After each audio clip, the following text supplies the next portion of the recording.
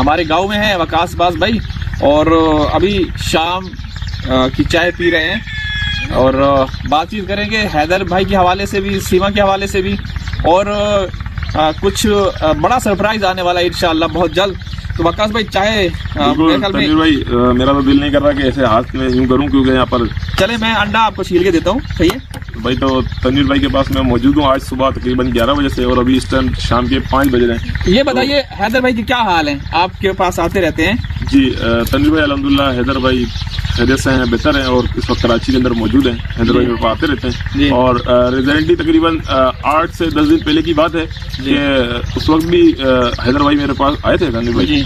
तो फिर वो मैंने वीडियो वगैरह बनाना बेहतर नहीं समझा था, क्योंकि देखें तनवीर भाई केस के अंदर कुछ खुसूसी जो पेशरफ्त नहीं है जी, मतलब यानी कि कोई हम कहें कि एक नया केस हुआ है या ऐसा कुछ हुआ है, ऐसा कुछ नहीं है। हाँ तनवीर भाई ऐसा जरूर हुआ है रिसेंटली कुछ दिनों पहले कि जैसे कि सचिन ने एक केस किया था कि जिसमें सचिन ये कह रहा था कि भाई मुझे ये सचिन लप्पू और फलाना और डिमकाना और उल्टे सीधे अलकाबाज से नवाजते हैं, तो ये मेरे को उल्टे सीधे नाम क्यों ले जाते? तो तनवीर भाई ये उल्टे सीधे इसके नाम क्यों लेते हैं हम लोग, या पाकिस्तानी या इंडियंस? जिसकी हैसियत और औकात हो तो नाम लेना चाहिए, इसमें क्या कबाहत है, क्योंकि जो वो कर रहे हैं पूरी दुनिया देख रही है। वकास भाई आप ये पहले अंडा खा लें, देसी अंडे और गुड़ की चाय, साथ बिस्किट वगैरह सब, और साथ में ये काली मिर्च जो कि खुद मतलब तनवीर भाई के घर पे बनाई गई है, मतलब खुद के, ये मार्केट वाली नहीं है, और देसी अंडा। ये देखिए, ये देखिए दोस्तों, वकास भाई आपको तो पहले बुलाते रहे, आप आए नहीं। बिल्कुल तनवीर भाई मसरूफियात आप जानते हैं कराची शहर की जी, तो जिसकी वजूहत की बिना पर मैं आने से कासिर रहा हूँ। देखें इस साइड पे थोड़ा सा वो दिखाएं, यहाँ पे आग वगैरह सेक रहे हैं, और रात को लाइट प्रोग्राम होगा इंशाल्लाह,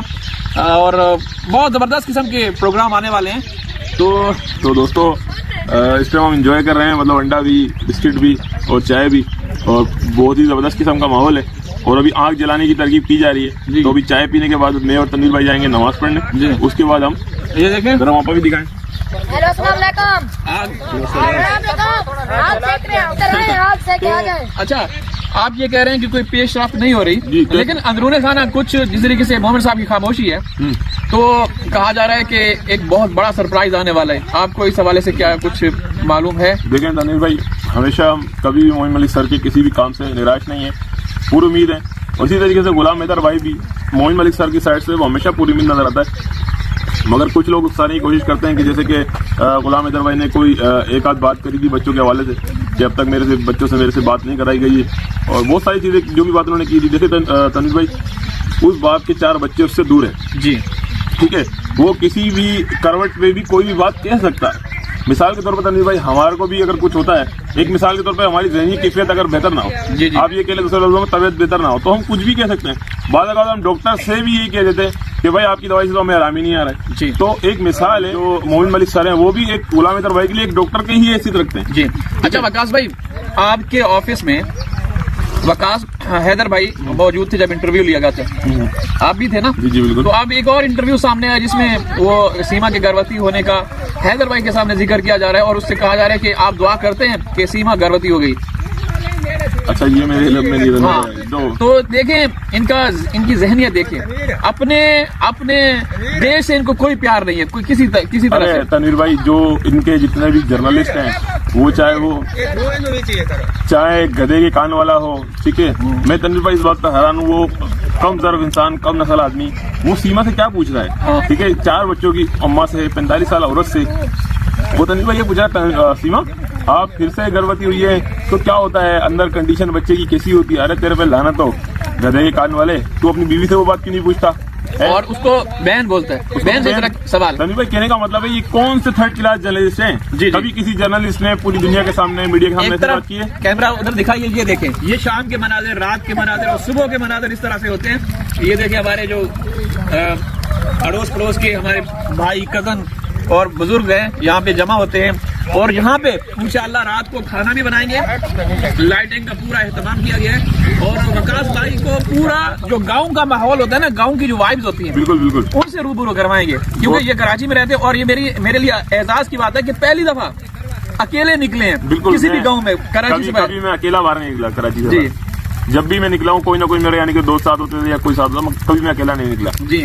तो हमें बड़ा दुख होता है हैदर भाई को जब देखते हैं, उनकी कैफियत देखते हैं, कितने ठीक है, एक तमीज के दायरे में रहकर वो अपील करते रहते हैं, हाथ जोड़कर गुहार लगाते हैं, और दूसरी तरफ वो बदतमीज औरत उछल कूद कर रही है, नाच गाना कर रही है, और बस वो दिखा रही है कि गर्भवती है।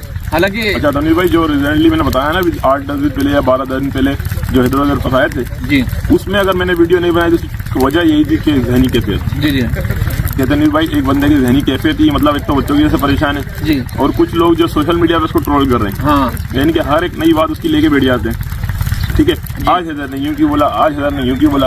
तो तनीर भाई जितना तो बच्चों की वजह से परेशान है, उतना ही अब मजीद जी जो सोशल मीडिया पे ट्रोलिंग चल रही है हैदर को लेके या हैदर के अल्फाजात को लेके, उसकी वजह से भी गुलाम हैदर बहुत ज्यादा परेशान है। बिल्कुल। तो मैं इस वीडियो के माध्यम से ये कहना चाहता हूँ कि आप सब लोग हैदर के दुख को, हैदर की तकलीफ को, हैदर के दर्द को दर्द समझें प्लीज। खुदारा उसके साथ जो आए दिन एक नया महाज खोल देते हैं, आज हैदर ने यूं कर दिया, आज हैदर ने यूं कर दिया, ये सब चीजें खत्म करें। जो वो कर रही है उसके बारे में भी तो बोले ना, उसके बारे में कोई नहीं बोला। वो जो ऊपर छत पे एक बाबा जी को पाल के रखा हुआ है जी, पता नहीं क्यों वहाँ पे उसको फिट किया हुआ है। नहीं, भाई जब से समझ लें कि सीमा इधर गई है, उसने रहना ही ऊपर शुरू कर दिया है। हाँ। उसने लगता है घर बार छोड़ दिया है, उस पर छत पर उसने अपना बसेरा कर लिया है एक तरीके से। वो सिर्फ सीमा के इंतजार में छत पे ही बैठा रहता है। ये बिस्किट भी लेना कब नजर बचा के सीमा छत पर आ जाए। बिस्किट जी भी मैं बिल्कुल ले रहा हूँ तनीर भाई। तो तनीर भाई बिल्कुल जरा आप कंटिन्यू करें, आपको ऐसा क्या लगता है कि ये बाबा एनी टाइम छत पे ही क्यों बैठा रहता है? वकास भाई, बुजुर्गों के सामने कभी आपने देखे कि एक गर्भवती औरत, पहली बात तो ये हम मानते नहीं गर्भवती भले उसने, हाँ, तो किस तरीके से मतलब बदतमीजी के साथ सामने आना और बदतमीजी के साथ बातें करना। बाबा जी क्या है? तो जो सीमा कर रही है उसके बारे में कुछ नहीं बोलते। जो हैदर भाई अगर कोई उनसे थोड़ी सी अगर हो जाती है ना, जज्बात में आते हैं, तो उसको लेकर के 2-2, 3-3 दिन तक लाइव में डिबेट चलती रहती है।